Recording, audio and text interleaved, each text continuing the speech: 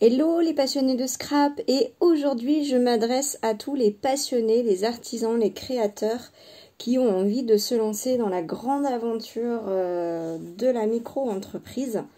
Alors là, je suis en train de créer mon sirette. J'espère que je vais aller jusqu'au bout. Alors je suis depuis quelques temps la chaîne YouTube qui s'appelle l'Atelier de Marion. Elle a vraiment de très nombreux conseils très pertinents, je trouve, pour justement les créateurs qui veulent se lancer. Elle a des vidéos qui concernent un peu tous les sujets pour les créateurs, et donc, entre autres, le statut. Et c'est grâce à elle que j'ai gagné beaucoup de temps dans mes recherches. En fait, j'ai même pas cherché, j'ai juste vérifié. Donc en fait, quand on est créateur, eh bien on dépend de la CMA, Chambre des métiers de l'artisanat. Alors je me posais plusieurs questions. Quelle est la différence entre le statut de micro-entreprise, parce que Marion elle parle de micro-entreprise, et du statut d'auto-entreprise? En fait c'est la même chose, d'après ce que je comprends. Alors, ma vidéo, elle prétend pas donner un cours ou une formation sur le statut. C'est juste, là, moi, je suis personne. Je suis une passionnée de scrap qui me lance dans l'aventure. Donc, je fais comme un espèce de petit vlog explicatif. Enfin, vlog. Je crée en ligne avec vous. Je regarde, je m'informe. Je suis sur le site... et donc, voilà. Donc, en fait, c'est... Justement, on va voir ensemble. Donc, quand je cherche une information comme ça, officielle, je me mets toujours sur les sites officiels. Je vais pas sur les forums, je vais pas sur des gens qui expliquent, je vais pas sur... je vais sur les sites officiels. Et donc là, je suis sur le site portail-auto-entrepreneur.fr. Ça, c'est vraiment le site officiel pour les auto-entrepreneurs. Et donc, en fait, j'ai tapé dans ma recherche Google, j'ai tapé CMA micro-entreprise, je crois. Et donc, il m'a proposé la page du portail auto-entrepreneur, la page qui parle de la CMA directement.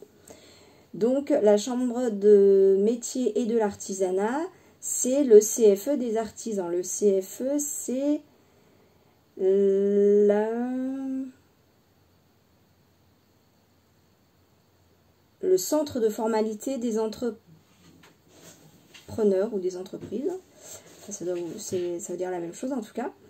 Donc en fait, quand on devient professionnel, il faut qu'on ait un CFE, et selon notre activité, le CFE n'est pas le même. Donc la nôtre, c'est la Chambre des métiers et de l'artisanat. Donc, chargée de défendre les intérêts de l'ensemble des entreprises artisanales en France, la CMA accompagne également les auto-entrepreneurs artisans dans leur démarche. Parce qu'en fait, quand on est créateur, on dépend de la CMA, mais là, on peut avoir plusieurs statuts, dont la micro-entreprise. Et l'auto-entrepreneur, c'est la même chose en fait.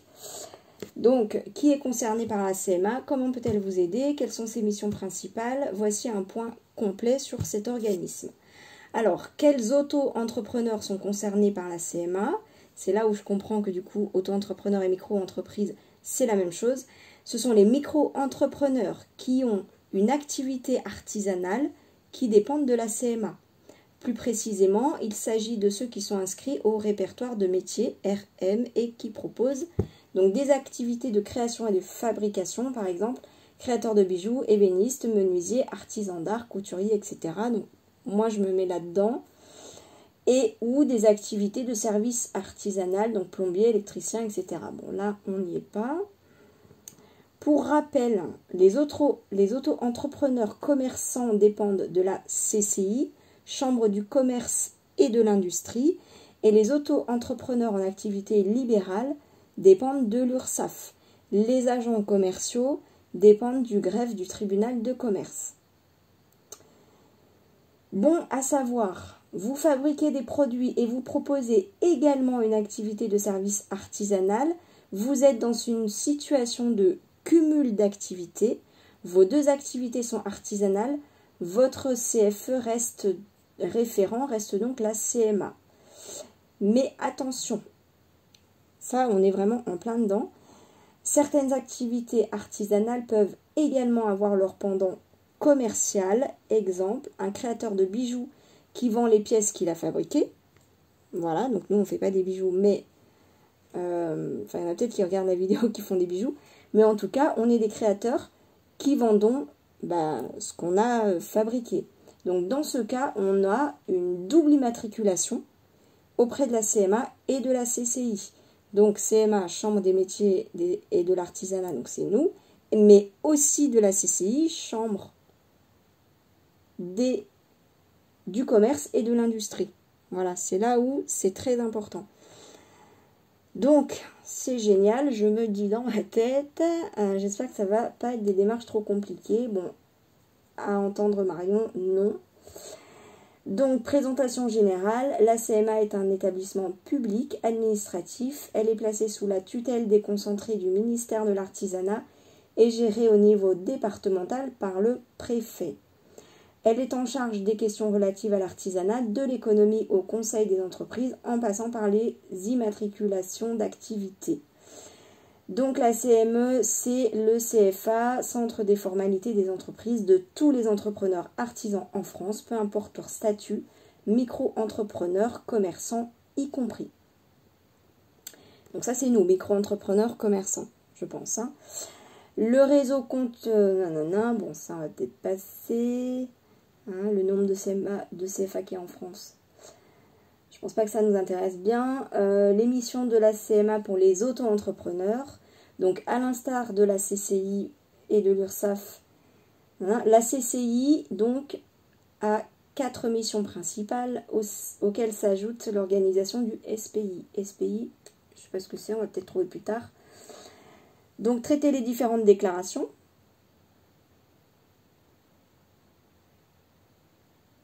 Donc la création d'auto-entreprises artisanales, donc ça c'est nous, les modifications d'activités, ajout et suppression. Donc si jamais on veut ajouter une activité, les modifications d'informations sur l'auto-entrepreneur et ou son auto-entreprise. Donc si notre statut évolue, c'est la CMA qui va nous informer. Et la cessation d'activité. La CMA a aussi pour mission de contrôler les documents. Donc là en gros ils disent attention, si le dossier est incomplet, ils vont nous le renvoyer. Transmettre les informations après avoir reçu donc, le dossier. La CMA fera le lien avec les organismes sociaux et fiscaux compétents, les impôts, l'INSEE, etc. Donc ça c'est cool. A priori, on n'a pas la bascule dans notre déclaration des impôts va se faire automatiquement, enfin sans que nous on ait à le faire, quoi. C'est la CMA qui va le faire. Et puis, nous assister si besoin. Donc, la CMA est un CFE. Son rôle est de conseiller tous les artisans entrepreneurs dans chaque étape de leur vie professionnelle. Elle propose donc un dispositif d'accompagnement, aide à la réalisation de business plans, formation, ateliers, etc. Attention, bon à savoir, ces services sont généralement payants. Voilà, c'est vrai que Marion, elle dit, elle, quand elle a créé son SIRET, elle a demandé un rendez-vous avec un conseiller pour vraiment être conseillée dans sa création d'entreprise. Elle en est super contente et elle le conseille, mais attention, c'est payant. Alors, elle a créé il y a un petit moment déjà. Bon, je passe parce que ça se trouve, ça a évolué. On va voir en direct. Quand contacter la CMA quand on est auto-entrepreneur? Donc, pour déclarer la création de sa micro-entreprise. Donc là, c'est nous. Pour devenir auto-entrepreneur artisan, il faudra remplir le formulaire POCMB, puis l'envoyer à la CMA dont on dépend. Donc ça, il faut voir par rapport à notre département. Suivant notre situation, plusieurs pièces justificatives vous seront demandées. L'INSEE vous enverra un numéro de SIRET après finalisation de votre dossier, sous 1 à 4 semaines après validation du dossier. Notez que si votre formulaire est incomplet, erroné ou qu'il manque une pièce, votre dossier sera mis sur pause. Voilà. Afin d'éviter de perdre du temps et de minimiser les risques, notre équipe peut vous accompagner dans la création de votre auto-entreprise, blablabla. Et donc là, on arrive, je démarre mon auto-entreprise en ligne. Alors là, je continue parce qu'il y a encore des informations. Pour suivre le stage de préparation à l'installation, les artisans entrepreneurs inscrits à la CMA étaient autrefois obligés de participer au stage de préparation à l'installation. Ah, c'est le fameux SPI qu'on a vu tout à l'heure, pour pouvoir créer leur activité. Mais depuis le 24 mai 2019, la loi Pacte, cette formation est devenue facultative. Donc ça, c'est trop cool. Elle reste toutefois très intéressante pour les créateurs d'entreprises qui souhaitent apprendre à gérer leur activité et mieux comprendre les obligations liées à leur statut. On se doute bien que c'est très intéressant, mais c'est pas obligatoire. Donc ça, c'est cool. Si vous souhaitez intégrer cette formation de 4 à 5 jours, renseignez-vous directement auprès de votre CMA. Vous y aborderez notamment la gestion commerciale, facturation prix, les obligations en matière de TVA, le régime fiscal, donc les impôts, et la couverture sociale. En moyenne, le stage coûte 194 €. Plusieurs organismes peuvent vous aider à le financer. Pôle emploi, la caisse des métiers et même votre employeur si vous êtes salarié. Donc ça, c'est pas mal à savoir. Hein, pour ceux qui peuvent avoir une aide à ce financement-là, là pour le coup, c'est top. Je connais quelqu'un qui l'a fait cette formation. Elle est franchement très très bien.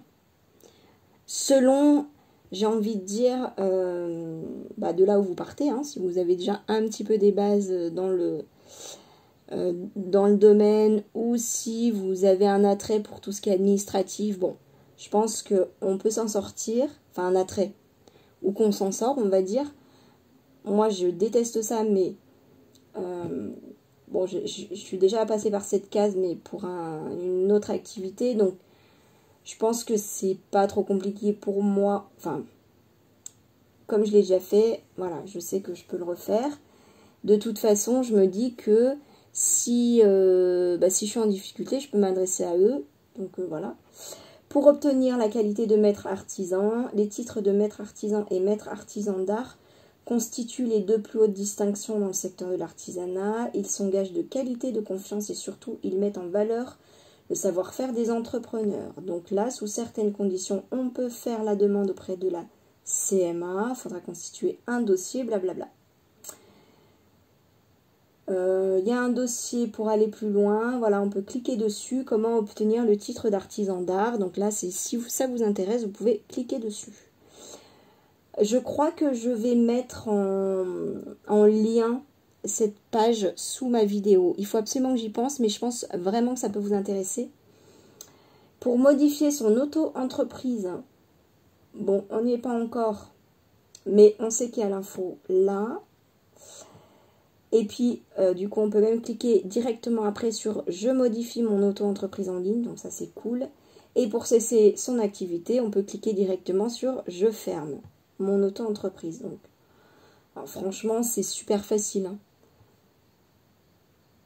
Et là, il y a encore « Créer votre entreprise en ligne en quelques clics ».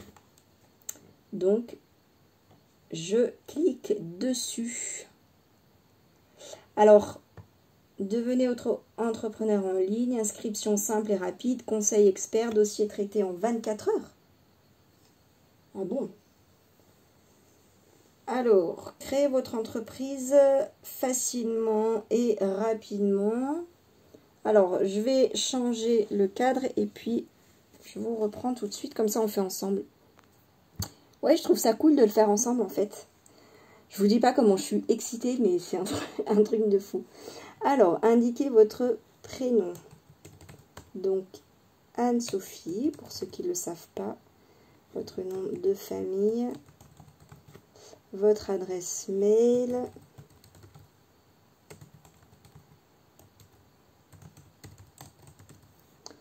Vous reconnaissez avoir lu et accepté nos conditions générales d'utilisation. Ok. Créer mon auto-entreprise. Je clique dessus. Bon, mon ordinateur est très lent, il rame. Je me suis fait un petit verre de citron.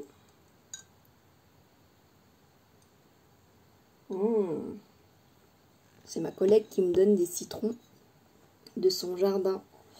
Et donc je bois ça à longueur de journée avec des petits glaçons. C'est frais, ça fait du bien.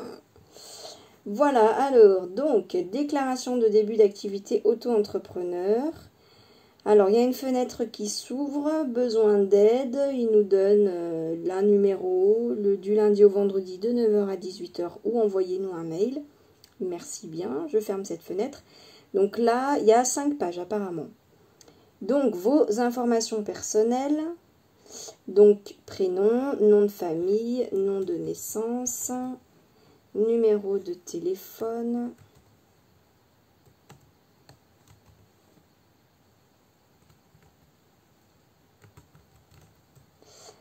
Numéro de téléphone secondaire, non, j'en ai pas. Je suis une femme. Date de naissance.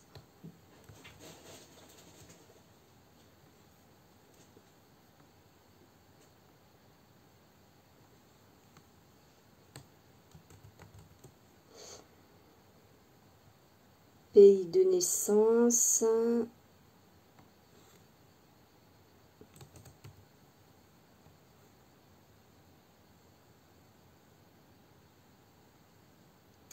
La ville de naissance. La nationalité.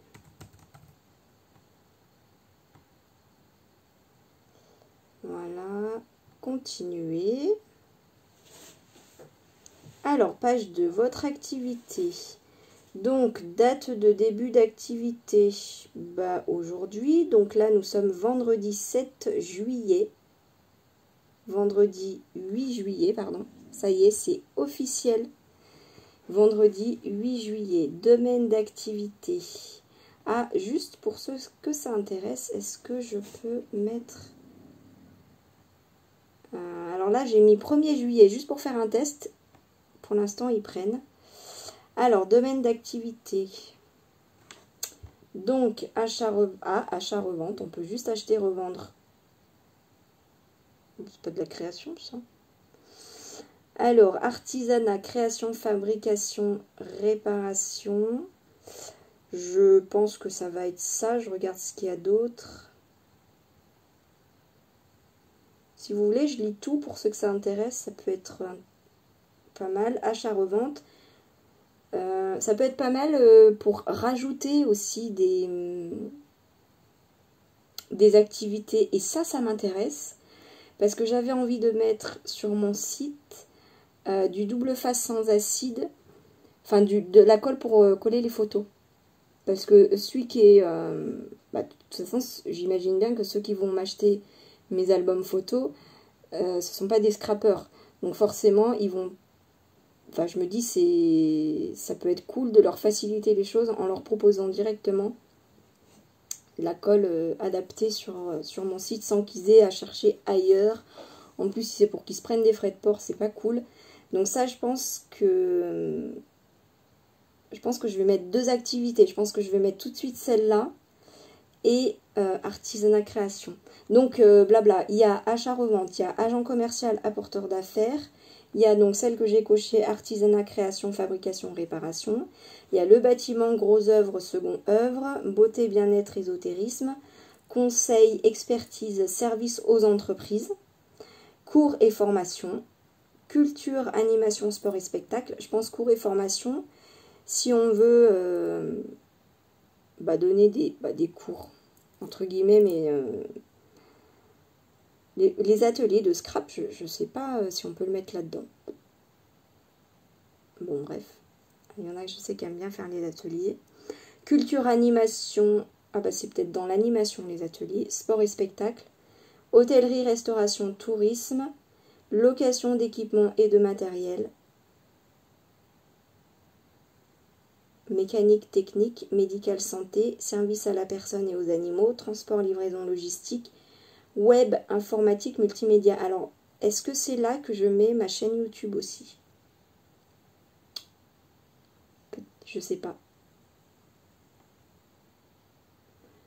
Activité souhaitée. Alors, broderie, cordonnier, costumier, couture, retouche, ébéniste, fabrication d'accessoires moto, fabrication d'accessoires de mode, fabrication d'accessoires en carton, fabrication d'accessoires en cuir, fabrication d'accessoires pour animaux de compagnie. Oh, il y a fabrication d'albums photo. Trop génial. Fabrication d'articles de maroquinerie, fabrication d'articles divers de papeterie, fabrication... Ben ça, je vais le mettre parce que si je veux faire des carnets ou des planeurs, ou voilà. Fabrication d'articles en bois, fabrication d'articles en matière textile, fabrication d'objets de décoration, ça je vais le mettre parce que je vais faire des trucs de déco. Fabrication de bière, fabrication de bijoux fantaisie. Alors je sais pas si les bijoux d'album on peut les mettre là. C'est pas dans mon projet mais bon, je sais que c'est là. Fabrication de biscuits gâteaux secs, fabrication de bougies, fabrication de cartonnage. Parce que c'est cartonnage. Chaussures, chichi et churros, chocolat, chouchou, confiserie, confiture, compote gelée, fromage gadget, gâteau en bonbons, glacé sorbet, pâtisserie fraîche, produits textiles, vêtements, vin, composition florale. Fabrication de vin, mais je croyais que c'était hyper réglementé ça. J'en reviens pas. Luthier.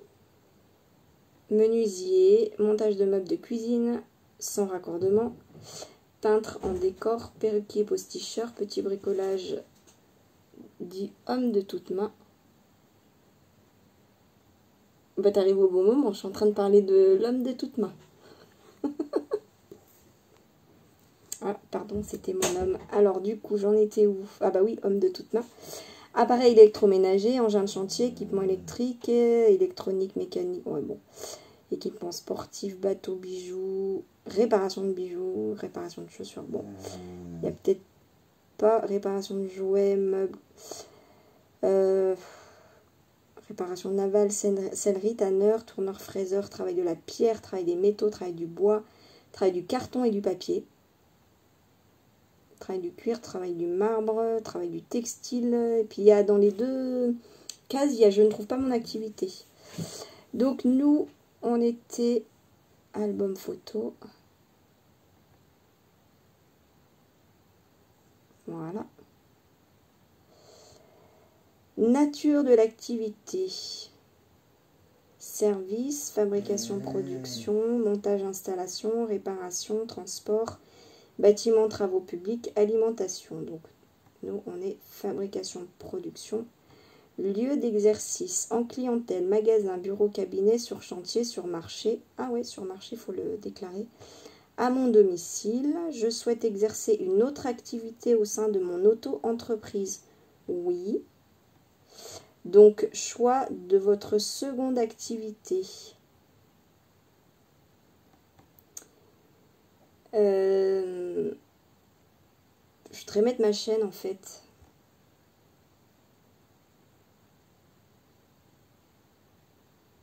Alors, si je clique sur « Je ne trouve pas mon domaine d'activité ».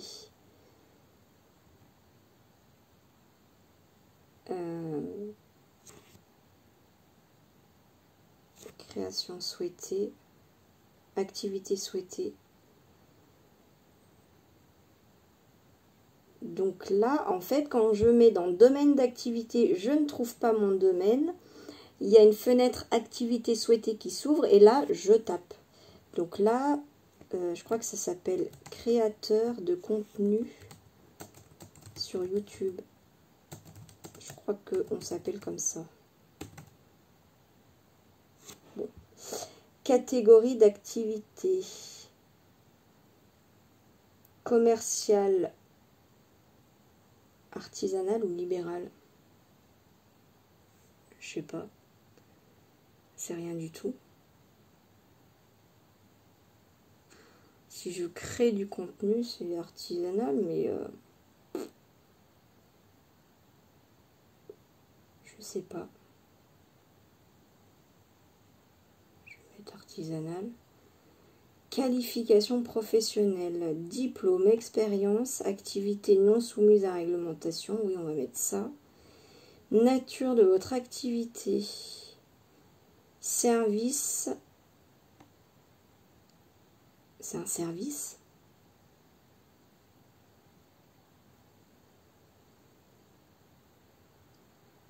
Créateur de contenu. Dans créateur de contenu, il y a créateur.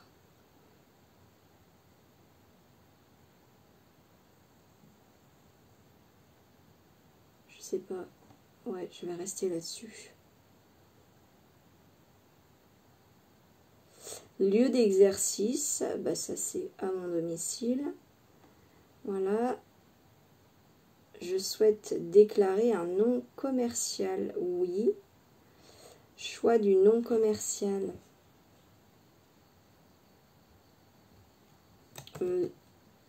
D'amour et de scrap. Je voudrais m'appeler. Par contre, je ne peux pas déclarer une troisième activité.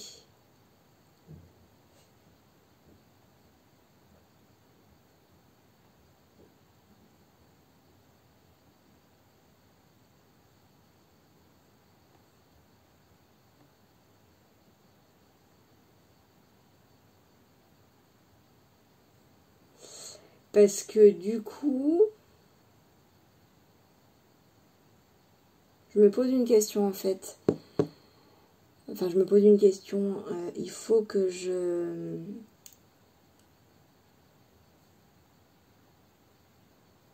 Il faut bien que je mette que je vends mes créations.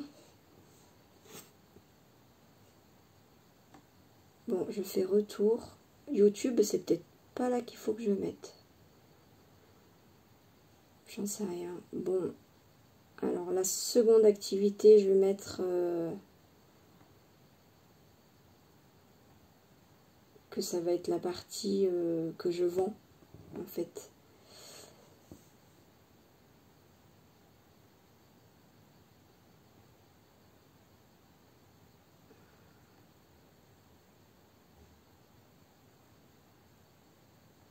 Donc je vais mettre, je ne trouve pas mon domaine d'activité.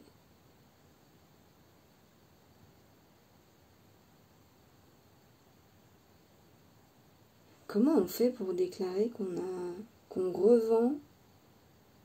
Je sais pas en fait.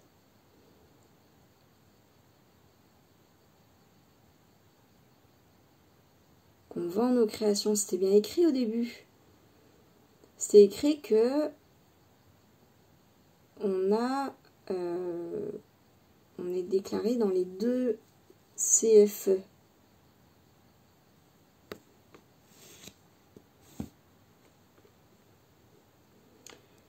Bon, je vais rester sur ma chaîne YouTube. Et puis, je vais voir si après, parce que c'est peut-être auprès de la CCI, je sais pas. Bref, je vais faire ça. Et puis, je vais voir si après, je peux modifier. Donc là, je confirme mon adresse mail.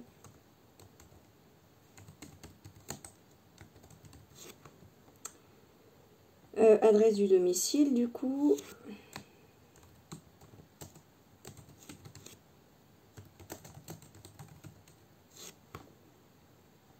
Voilà.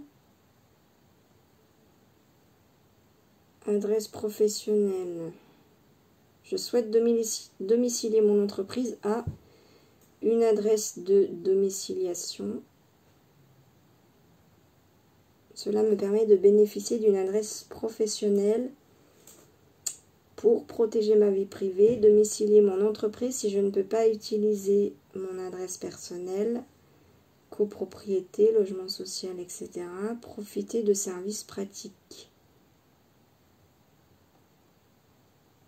Se domicilier avec notre partenaire, ça veut dire quoi?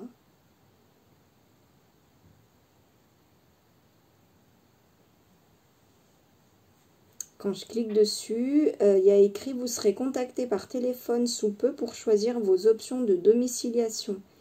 Passez dès maintenant à l'étape suivante pour finaliser votre création d'entreprise. » Oui, parce qu'en fait, ce qui est chiant, c'est que si je mets mon adresse du coup, va être visible sur Internet.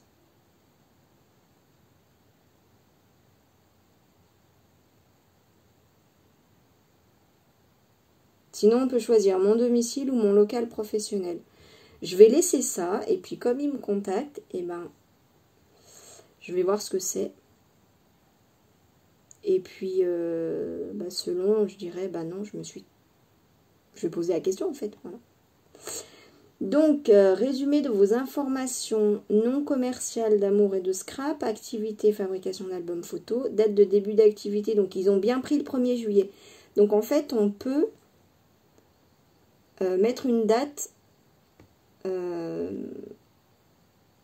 qui est déjà passée. On a le droit. Frais, ça veut dire que voilà, si j'avais déjà vendu des choses, eh ben, j'aurais pu l'englober. Donc, frais d'accompagnement, 59 €. Donc là, il me demande ma carte.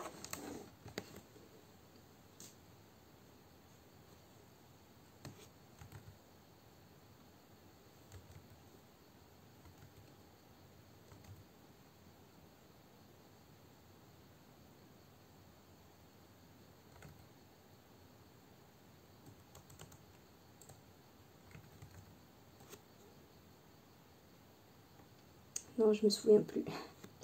Je l'avais apprise par cœur à un moment donné, mais... Non, bon, j'arrive. Voilà, donc j'ai rentré les codes de ma carte bleue. Donc, je sais plus si je vous l'ai dit, les frais d'accompagnement, c'est 59 €. Bon, ça va, hein. C'est pour créer son entreprise. En tout cas, si ça s'arrête là, ça va. C'est réalisable, on va dire. Donc là, là c'est... Ah mince, pour payer, je crois que je vais devoir valider sur mon téléphone. Donc la vidéo va se couper. Je vous ferai... là, je pense que ça va se terminer comme ça. Hein. Donc, on va se quitter là-dessus. Parce qu'après, il restera... C'était la dernière page finalisation. Donc, je pense qu'ils vont me dire, votre dossier va être étudié, vous serez contacté, voilà. Écoutez, je suis trop contente d'avoir fait ces démarches avec vous. Je vous tiens au courant de toute façon de la suite. Et je vous dis, je suis trop contente. Allez, je vous envoie plein d'amour. Plein de bisous. Bye bye.